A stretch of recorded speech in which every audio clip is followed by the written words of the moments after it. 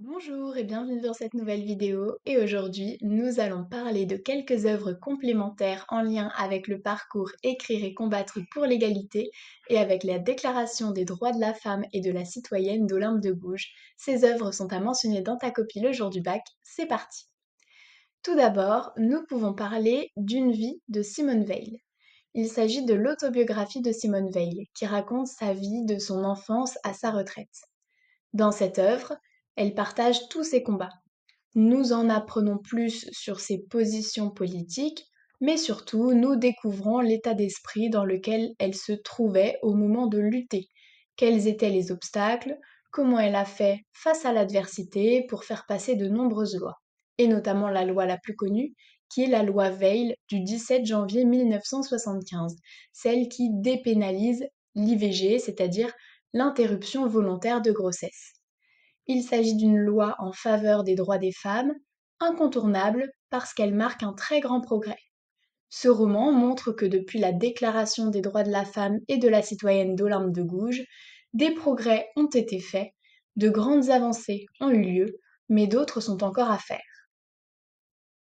Parlons maintenant des liaisons dangereuses de Laclos, et plus particulièrement de la lettre 81 de ce roman épistolaire.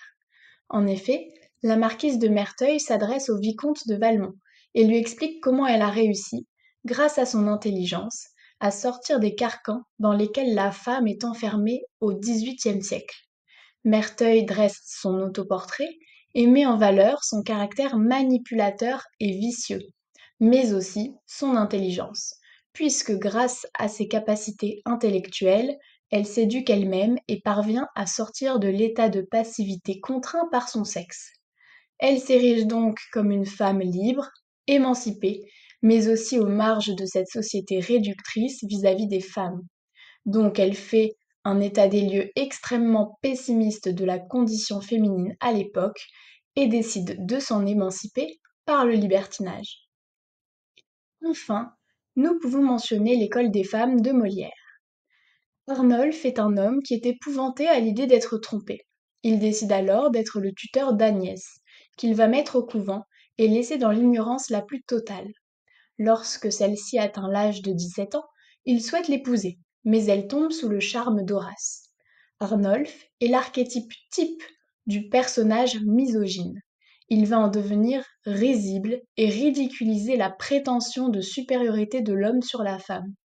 Il a une vision très négative de la femme, qu'il perçoit comme un individu qu'il faut dompter, qui doit obéir, qui peut tromper. Quant à Agnès, elle ne connaît rien. Il la force à rester ignorante. Et ce faisant, Molière dénonce la condition réservée aux femmes au XVIIe siècle, puisque l'éducation d'Agnès ne surprend pas le lecteur contemporain, habitué à ce schéma. L'éducation religieuse au couvent, dans laquelle la femme apprenait à être une bonne servante pour son mari et rester vierge pour lui. Molière s'érige donc contre ce modèle, ce qui était assez audacieux à l'époque, et ce qui se montre par le fait que cette pièce a choqué les spectateurs contemporains. Et voilà, le cours du jour est terminé, et je te dis à très bientôt pour de nouvelles vidéos.